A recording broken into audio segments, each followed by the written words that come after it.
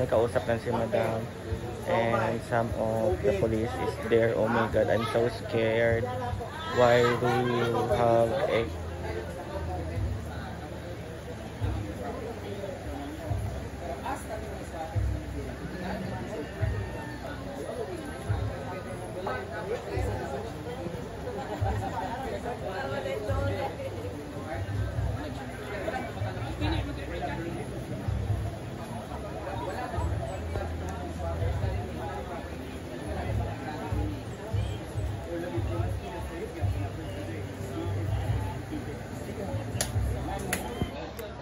Hi everyone, so it's me again and I'm Marna Bisasa from the Social Climber Squad.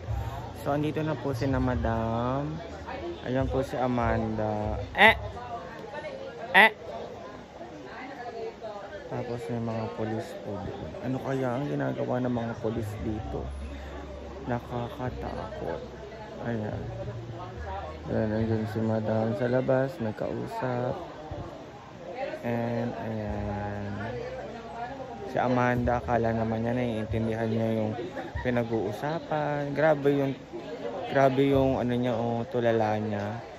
Hindi naman siya kabalo sa pinag-uusapan. Naunsa man si Amanda. Ayan, so for today's video, kauwi lang nila and na-shock ako, may mga polis dun sa labas. Ayan na. And ayan, pag agad may kausap agad si madam pag uwi nila. Noon sa mga tao, uy, sana pinagpahinga muna nila si madam. So umuulan po ngayon dito sa Hinaguan Nature Park. And nandiyan na po si na madam, may kausap lang si madam. And some of the police is there. Oh my god, I'm so scared.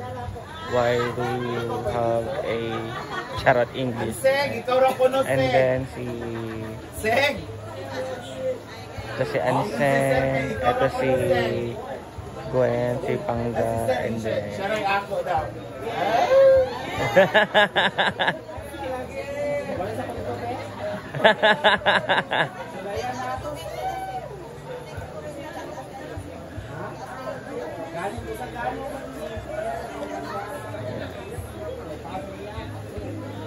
usap-usap sila doon. Ayan.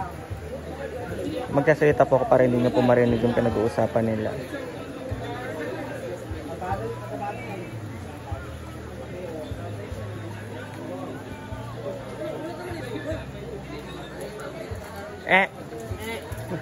Parang kambing yun sa'yo.